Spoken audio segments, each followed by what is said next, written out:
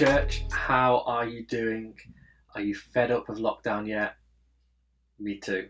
But I just wanted just to share a couple of things with you really quickly, if you'll allow me to do so. You know, in this season, everyone is so desperate to see family. Everyone is so desperate to see loved ones. And the more freedom that we're given, the more people are taking advantage of that. And that's great. Even just this last week, we met up with family for a picnic, and it was so lovely to see them again. But there's an age-old saying, isn't there? If you give someone an inch, they'll take a mile. And unfortunately, we're seeing across this country, some people are taking a mile and maybe not sticking to the restrictions that are still in place.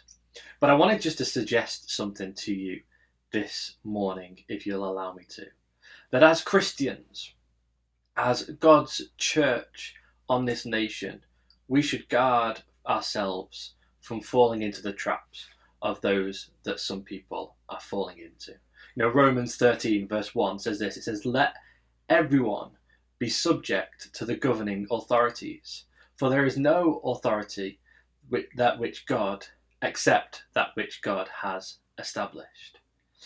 And unless the governing authorities are saying something which is contradictory to the word of God, as Christians, we are called to follow what is being said.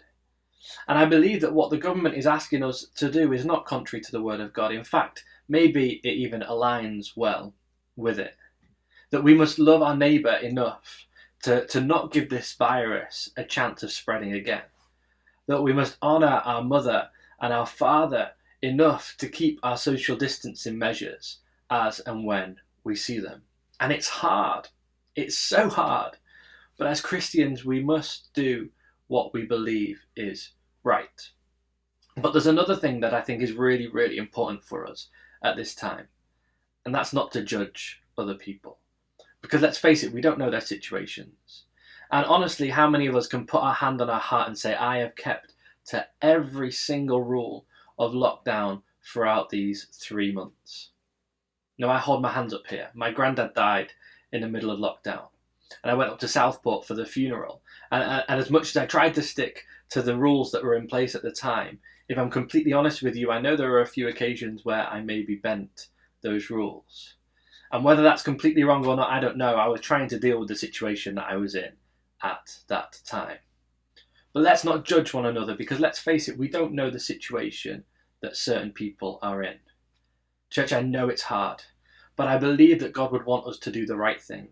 To not base our behaviour on, oh, they're doing it, so it makes no difference if I do it, but to be salt and light in this world and to stand up for what's right.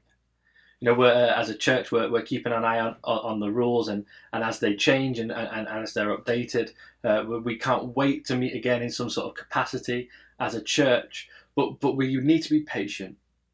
We need to make sure that as a church, as a community, but also as individuals, we're doing everything that we can to stop a second wave of this thing coming.